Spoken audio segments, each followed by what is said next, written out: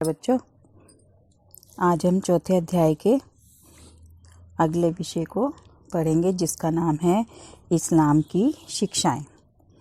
इस्लाम धर्म के संस्थापक पैगंबर मोहम्मद थे।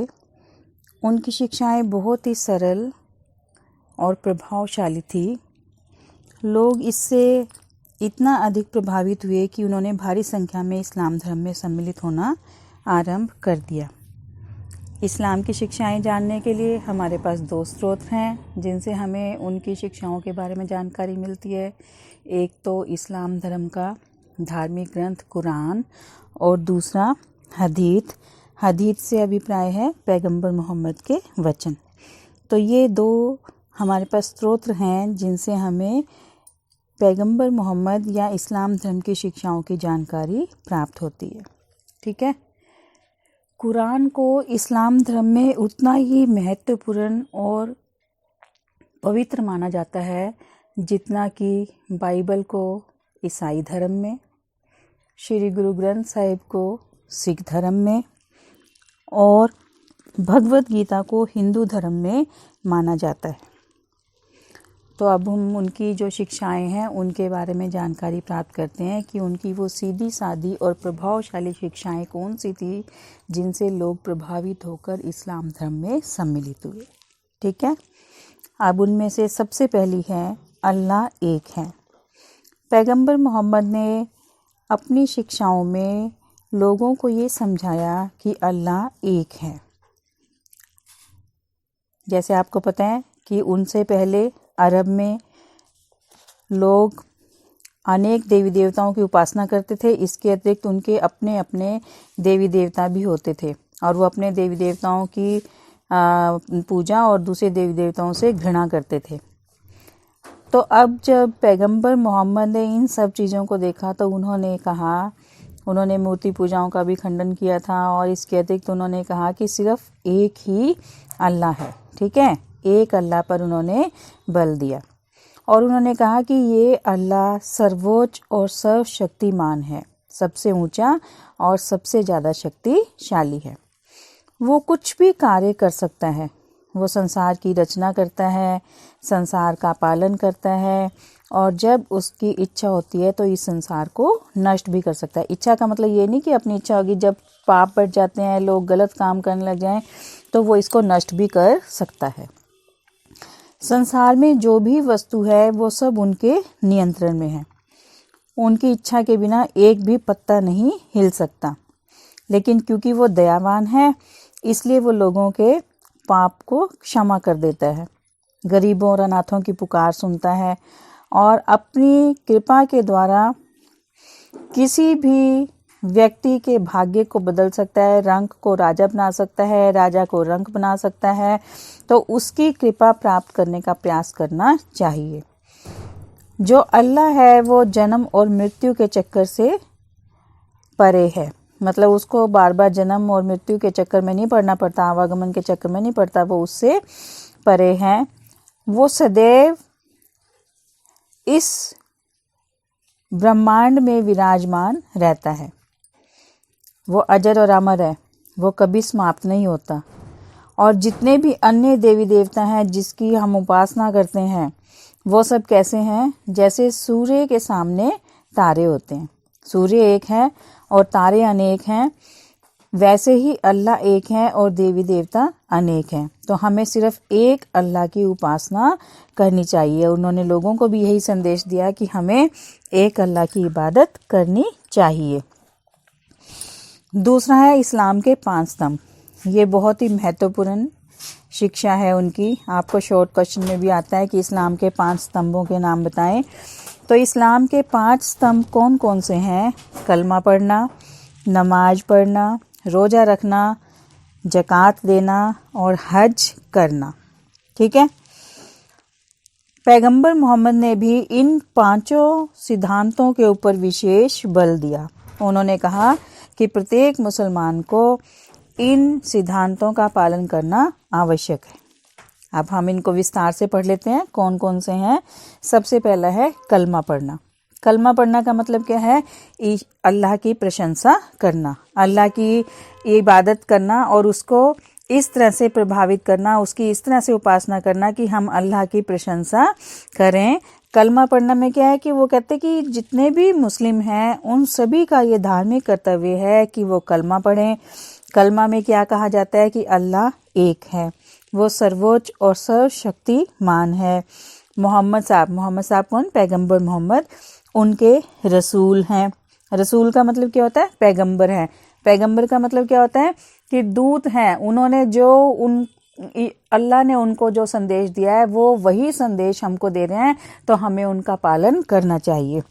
कुरान को अल्लाह के द्वारा भेजा गया है, मतलब जो उनकी धार्मिक पुस्तक है उसमें जितनी भी बातें हैं वो अल्लाह के द्वारा बताई गई हैं, इसलिए हमें उन सभी का पालन करना चाहिए। दूसरा है नमाज पढ़ना। उन्होंने कहा कि प्रत्येक मुसलमान को दिन में 5 बार नमाज अवश्य पढ़नी चाहिए। नमाज पढ़ने से क्या होता है? नमाज पढ़ने से मनुष्य का अल्लाह के साथ सीधा संपर्क स्थापित हो जाता है। उसकी दया के द्वारा मनुष्य के सभी कष्ट दूर हो जाते हैं और वो मन भावन फल प्राप्त करता है, मतलब जिसकी वो इच्छा करता है वो उसको प्राप्त होता है। लेकिन नमाज पढ़ने से पहले क्या करना चाहिए? मनुष्य को अपने हाथ पांव और मुंह धो लेने चाहिए। नाबालिगों और पागलों को छोड़कर बाकी सभी मुसलमानों के लिए नमाज पढ़ना बहुत ज़्यादा अनिवार्य है। उनके लिए नमाज पढ़ना अनिवार्य है, लेकिन पागल और नाबालिग जो हैं उनको इसमें छूट दी गई है कि वो ना पढ़ें। फिर है रोज़ा। रोज़ा रमज़ान के महीने में रखा जाता है और ये प्रत्येक मुसलमान का तीसरा धार्मिक कर्तव्य बताया गया है। रोज़ा से क्या अभिप्राय है? व्रत रखना। उन्होंने कहा कि रमज़ान के पवित्र महीने में प्रत्येक मुसलमान को सूर्योदय से लेकर सूर्यास्त तक कुछ भी खाना नहीं चाहिए। कब से कब तक?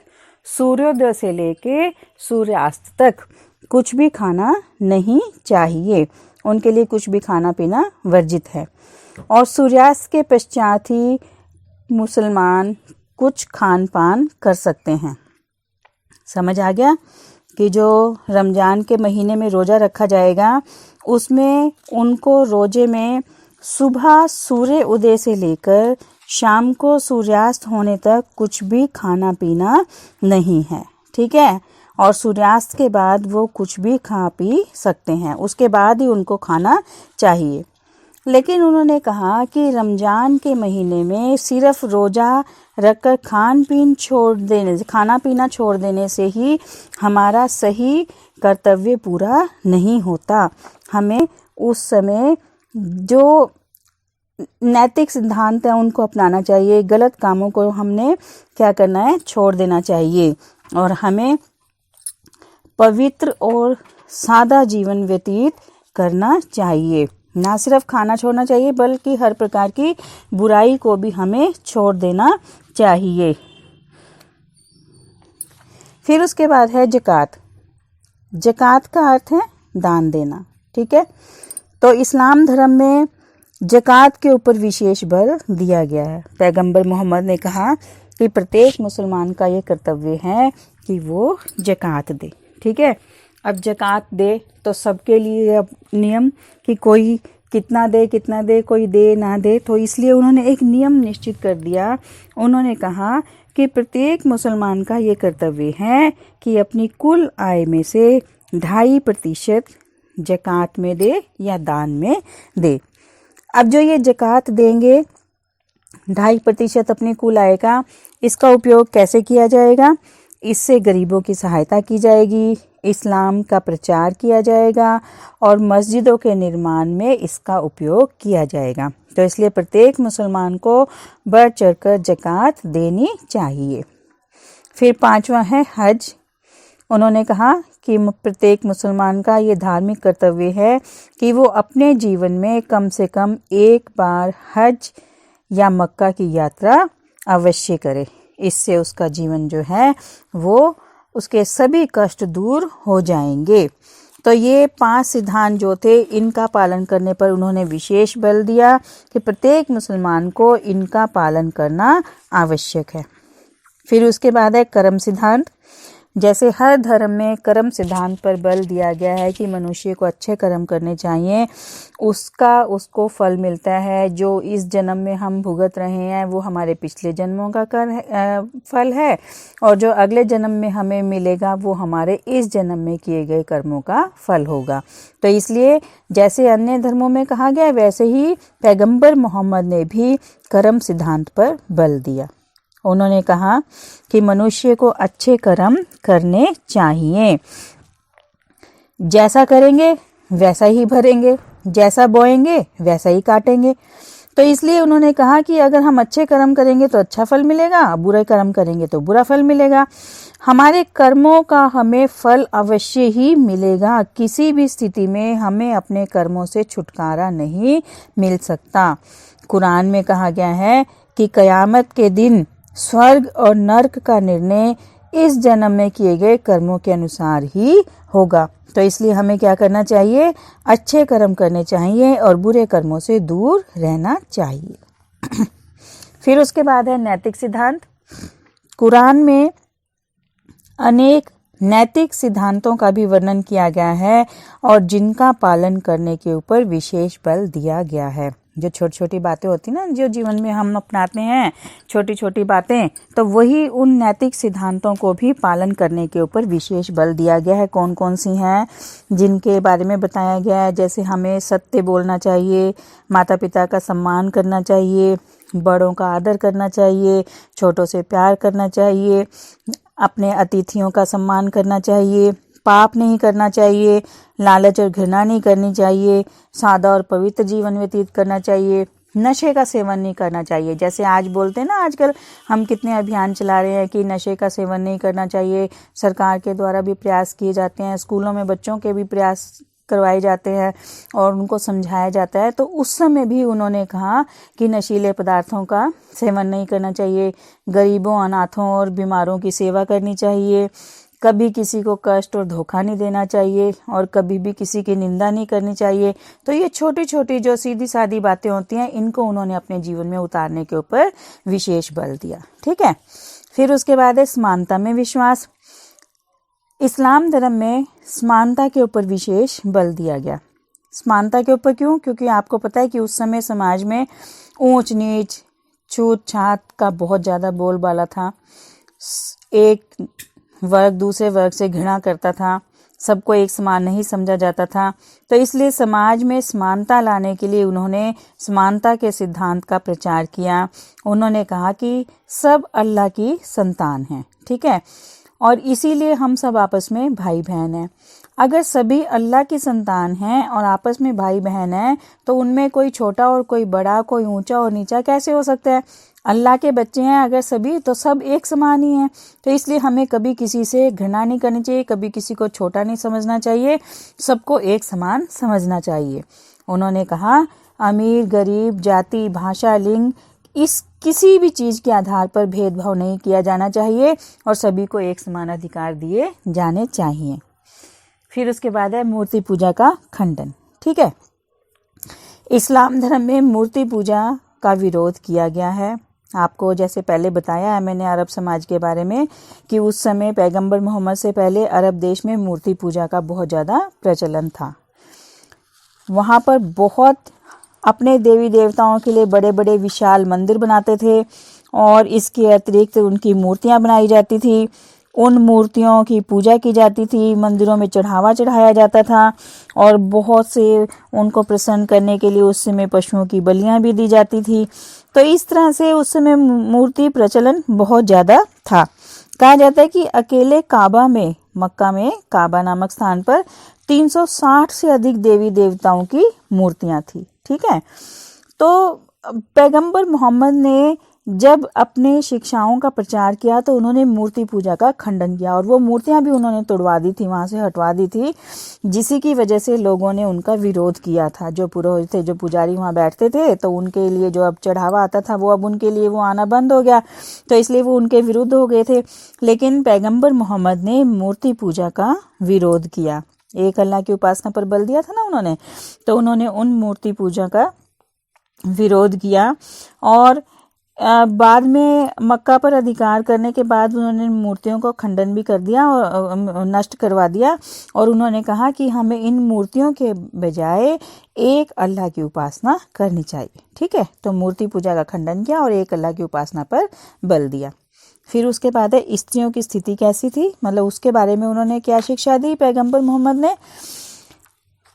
पैगंबर मोहम्मद से पहले अरब समाज में स्त्रियों की स्थिति अच्छी नहीं थी, जो हमने पिछले टॉपिक में पढ़ा है कि उनकी स्थिति दयनीय थी। उनको भोग विलास की वस्तु समझा जाता था, उनको हर प्रकार के अधिकारों से वंचित रखा जाता था। यह पढ़ा ना हमने पहले।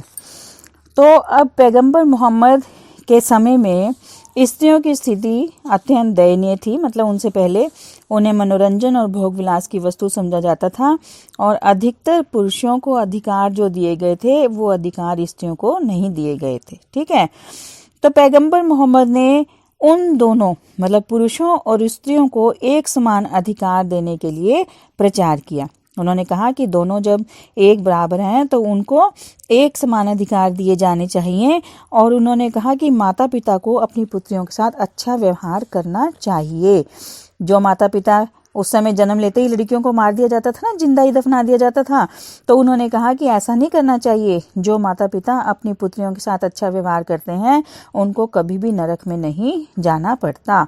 इसके अतिरिक्त उन्होंने मुसलमानों को ये भी संदेश दिया कि वे अपनी पत्नियों के साथ अच्छा व्यवहार करें, उनके साथ कभी भी दुर्व्यवहार ना करें, क्योंकि अच्छी पत्नी अपने पति के लिए एक बहुमूल्य खजाने के समान होती है, इसलिए उनका सम्मान करना चाहिए। और इसके अतिरिक्त मैंने आपको बताया था कि उस समय बहुविवाह प्रचलित था, एक पुरुष कई कई स्त्रियां रखता था। तो इसके ऊपर उन्होंने अंकुश लगाने का प्रयास किया कि जो बहुविवाह प्रथा उस समय प्रचलित थी बद्दू लोगों में या अरब समाज में, तो इसके लिए उन्होंने एक नियम बना दिया कि कोई भी पुरुष एक समय में 4 से अधिक पत्नियां नहीं रख सकता था। जो बहुविवाह प्रणाली थी, जैसे कई कई स्त्रियां रखते थे, तो उसके ऊपर अब उन्होंने अंकुश लगा दिया कि 4 से अधिक कोई भी पत्नी नहीं रख सकता था। और वो प्रेम विवाह के विरुद्ध थे। उन्होंने विधवाओं को सम्मान देने के पक्ष में प्रचार किया। ठीक है, तो ये थी पैगंबर मोहम्मद की शिक्षाएं, जिससे उन्होंने अंधकार में भटकते हुए समाज को एक सही दिशा देने का प्रयास किया। और क्योंकि ये शिक्षाएं बहुत ही सीधी सादी और सरल थी, इसका लोगों के दिलों के ऊपर गहरा प्रभाव पड़ा और उन्होंने भारी मात्रा में इस्लाम धर्म को अपना लिया। धन्यवाद।